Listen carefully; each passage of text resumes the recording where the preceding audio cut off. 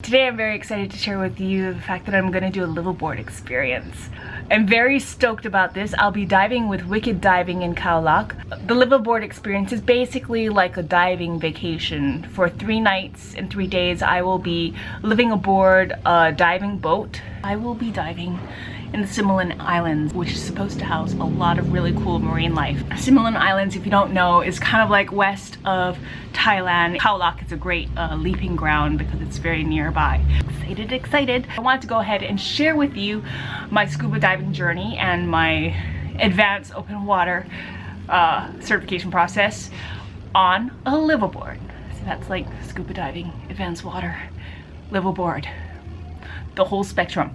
Now unfortunately I don't at the moment have an underwater camera to take with me. I know being underwater is like a whole experience, but I'm still hoping to share with you a big part of my journey and how I process going along the way. So today I came into the office. Right here I'm gonna get sized for the equipment that I'll be using on my scuba dives. Gotta make sure that everything fits, because once you get out on that boat and things just are loose or too tight, then it's gonna hinder you throughout your whole time. Right there.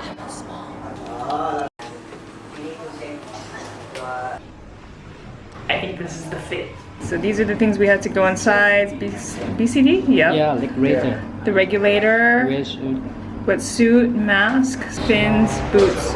Indeed. I'm still kind of nervous about this liveaboard experience because I don't know what the range of experience is going to be on this boat, and I feel like I'm going to be like the total newbie. Even though I have like a PADI open water certification, the fact that I haven't dove in a long time and I haven't been logging a lot of dives, I kind of don't feel confident going back. Again? I took a scuba tune-up or a refresher course to kind of like get me back into diving and remembering certain skills that I need. Took it a day ago and it was like a total of 2 dives in shallow water. I'm not leaving till around 6 o'clock, which I've got maybe around 4 more hours because really I have to be there at 5 o'clock. I have a lot of packing to do. I've got my backpack to pack with all the clothes that I'm going to be taking for the next 3 days and nights. I've also got my luggage to pack because as soon as I get off that liveaboard, I am booking it to the bus station. There's no station, it's a stop. I'm booking it to the bus stop to take my overnight bus back to Bangkok so that I can eventually catch my flight back home. We'll see how it goes. So here I am. Okay, and this is my car right here. And we're off. We went to the botanical garden, which we loved. Big orchid. Really cool.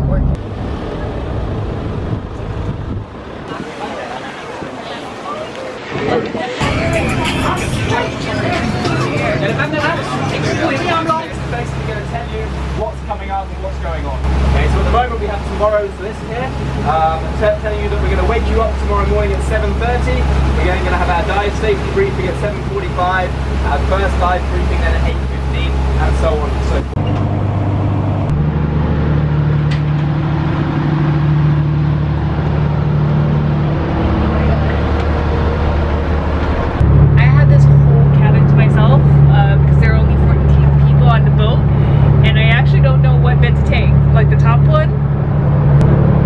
The bottom one. Here's my light.